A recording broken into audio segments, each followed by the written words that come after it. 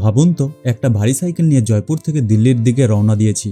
সামনে প্রায় 275 কিলোমিটারের মতন রাস্তা, কিন্তু আজকের যাত্রাটা শুধু লম্বা নয়, এর মধ্যে আছে প্রচন্ড গরম, উঁচু নিচু রাস্তা, ব্যস্ত হাইওয়ে আর একটা নতুন রাজ্যে প্রবেশের গল্প। তাহলে চলুন শুরু করা যাক আমার ভারত ভ্রমণের 190তম দিন। নমস্কার বন্ধুরা, পশ্চিমবঙ্গ থেকে সাইকেল নিয়ে ভারত ভ্রমণের 190তম দিনে আপনাদের সবাইকে স্বাগত জানাই পিঙ্ক সিটি জয়পুরে।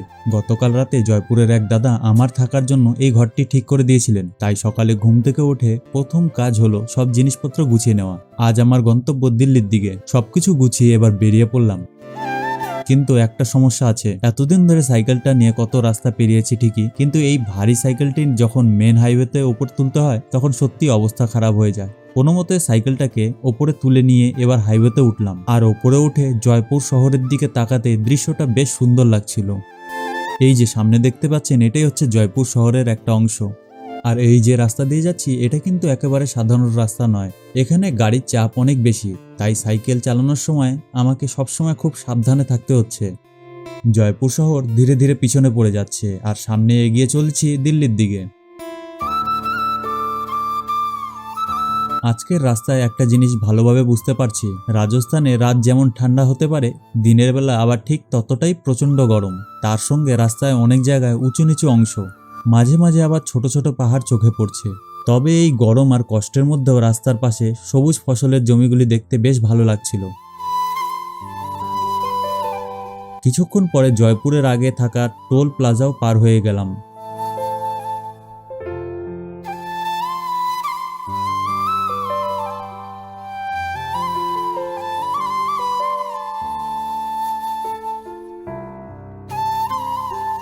এরপর পৌঁছে গেলাম শাহপুর এলাকায়।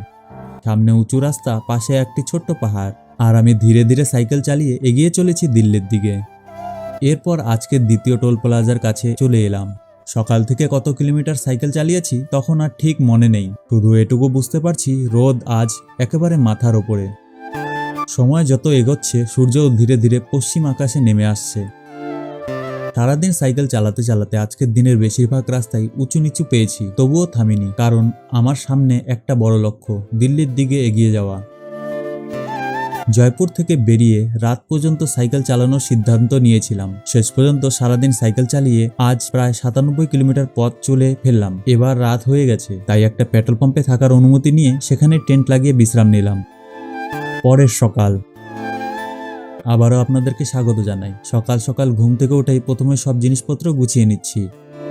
বোতলে জল ভরে সাইকেলের সবকিছু একবারে দেখে নিলাম, তারপর বেরিয়ে পড়ব দিল্লির উদ্দেশ্যে। তবে তার আগে সকালে এক কাপ চা খেয়ে নিলাম। চা খাওয়া হয়ে গেছে, এবার আবার শুরু হলো সাইকেলের যাত্রা। আর এখান থেকে দিল্লির দূরত্ব তখনও প্রায় 168 কিলোমিটার, তাই কিছুক্ষণ সাইকেল থামিয়ে এবার খাবার খেয়ে নিলাম। খাওয়া শেষ করে আবার রওনা দিলাম।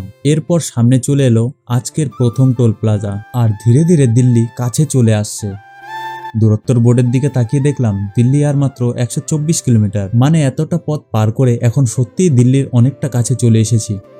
রাস্তায় যেতে যেতে বাদিকে একটা বড় ফ্যাক্টরি দেখতে পেলাম, এটা হলো আয়ুর হার্বাল ফ্যাক্টরি। তবে আজকের যাত্রার সবচেয়ে বড় ব্যাপারটা এখনো বাকি, কারণ আর কিছুক্ষণ পরে আমি প্রবেশ করতে চলেছি আমার ভারত ভ্রমণের 12তম রাজ্যতে। এখনো পর্যন্ত আমি রাজস্থানে ছিলাম, আর সামনে হরিয়ানা।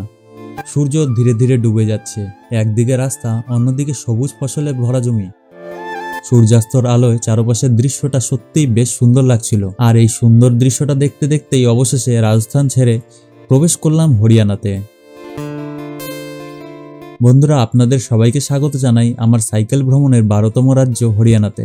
একটা নতুন রাজ্যে প্রবেশ করার সঙ্গে সঙ্গে হরিয়ানার এক দাদার সঙ্গে আমার দেখা হয়ে গেল। দাদার সঙ্গে বেশ কিছুক্ষণ কথা হলো। এতদিন ধরে সাইকেল নিয়ে ঘুরতে ঘুরতে রাস্তায় কত মানুষের সঙ্গে যে পরিচয় হয়েছে তার কোনো হিসাব নেই।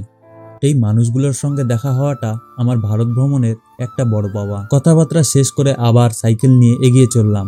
এরপর কখন যে সন্ধ্যা পেরিয়ে রাত হয়ে গেল বুঝতেই পারিনি। আর রাত হওয়ার পর আবার সামনে একটা পেট্রোল পাম্প পেলাম। আজ রাত্রের জন্য এখানেই থাকার ব্যবস্থা হয়ে গেল। পেট্রোল পাম্পের দাদারা আমাকে থাকার অনুমতি দিলেন। আর দেখুন, আমার আজকের থাকার জায়গাটা বেশ ভালোই হয়েছে। এই ঘরের মধ্যে একটা ম্যাট পেতে দিয়েছে। আজ রাতে এই ম্যাটের ওপরেই আমার বিছানা হবে। সারাদিন সাইকেল চালানোর পরও শরীরটা বেশ ক্লান্ত, তাই আজকের মতো এখানেই বিশ্রাম। তবে সামনে এখনো অনেকটা রাস্তা বাকি। আমার পরবর্তী লক্ষ্য গুরগাঁও। আশা করছি আগামীকাল গুরগাঁওয়ের দিকে পৌঁছে যেতে পারবো। তবে এই দিকের রাস্তা প্রচন্ড ব্যস্ত, তাই সাইকেল চালানোর সময় আমাকে খুব সাবধানে যেতে হবে। আজকের মতো এখানেই শেষ করছি। আপনারা যদি আমার এই পশ্চিমবঙ্গ থেকে সাইকেলে ভারত ভ্রমণের গল্পটা শুরু থেকে শেষ পর্যন্ত দেখতে চান, তাহলে অবশ্যই সঙ্গে থাকবেন। আর ভিডিওটা যদি ভালো লেগে থাকে তাহলে একটি লাইক করে পাশে থাকবেন। ধন্যবাদ বন্ধুরা, আগামী দিনের নতুন যাত্রায় আবার দেখা হবে।